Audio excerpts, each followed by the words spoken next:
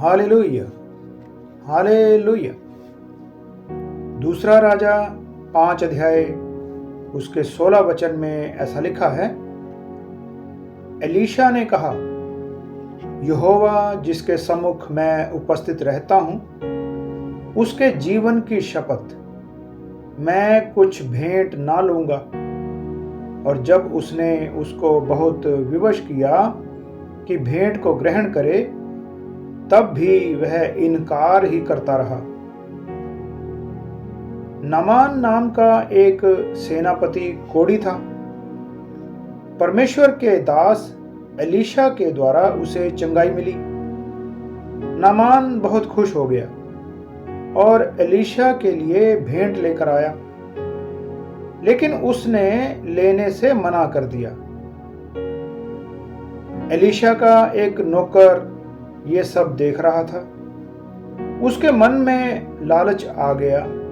वह सोचने लगा कि मेरे मालिक ने धन नहीं लिया, भेंट लेने से भी मना कर दिया। मैं यहोवा के जीवन की शपथ खाता हूं कि मैं नामान से कुछ ना कुछ जरूर ले लूंगा। दोनों की सोच में अंतर है। आज भी मसीही जीवन में दो तरह के सेवक देखने को मिलते हैं। एक प्रकार के मसीही तो हमेशा दान लेने के चक्कर में रहते हैं। महीने में 2-3 बार दशमांश देने के बारे में प्रचार करते हैं। चंगाई देने वाला कोई इंसान नहीं, बल्कि प्रभु यीशु मसीह है।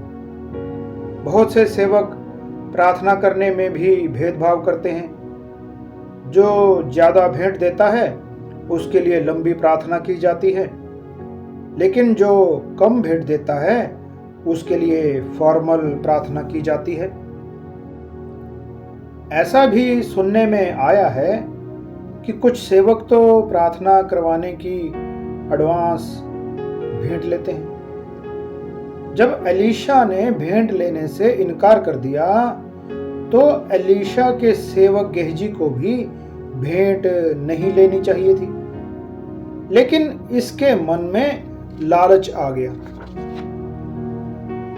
इफिसियां 5 अध्याय उसके 5 वचन में ऐसा लिखा है, क्योंकि तुम ये जानते हो कि किसी व्यभिचारी या अशुद्ध जन या लोभी मनुष्य की जो मूर्ति पूजा के बराबर है, मसीह और परमेश्वर के राज्य में मिरास नहीं। लालच तो मूर्ति पूजा है और सब मूर्ति पूजक नरक में जाएंगे। पहला तिमुथियुस 6 अध्याय उसके 5 से 7 वचन तक ऐसा लिखा है, और उन मनुष्यों में व्यर्थ रगड़े झगड़े उत्पन्न होते हैं, जिनकी बुद्धि बिगड़ गई है और वे सत्य से विहीन हो गए हैं, जो समझते हैं कि भक्ति कमाई का द्वार है, पर संतोष सहित भक्ति बड़ी कमाई है, क्योंकि ना हम इस जगत में कुछ लाए हैं और ना कुछ ले जा सकते हैं।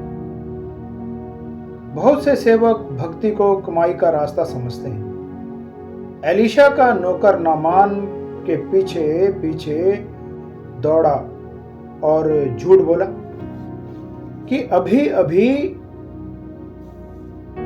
मेरे मालिक एलीशा के घर में कुछ मेहमान आ गए हैं, कुछ भेंट उनके लिए चाहिए। नामान ने खुशी खुशी जो उसने मांगा था उससे ज्यादा दे दिया। वह उसे अपने घर में रखकर एलीशा के पास चला गया। जब एलीशा ने पूछा कि हे गेहजी, तू कहां से आता है, तो फिर से झूठ बोला कि वह तो कहीं नहीं गया। एलीशा ने कहा कि जो कुछ तूने किया वह मुझे सब मालूम है। ये समय संसारिक धन दौलत जमा करने का नहीं है।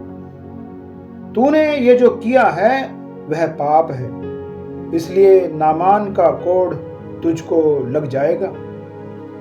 और उसी समय वह कोढ़ी हो गया। कितनी अजीब बात है।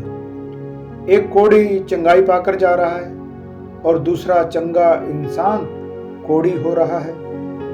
आज भी पापी लोग पवित्र बन रहे हैं और प्रभु के लोग बुराइयों में फंसकर पापी बन रहे हैं।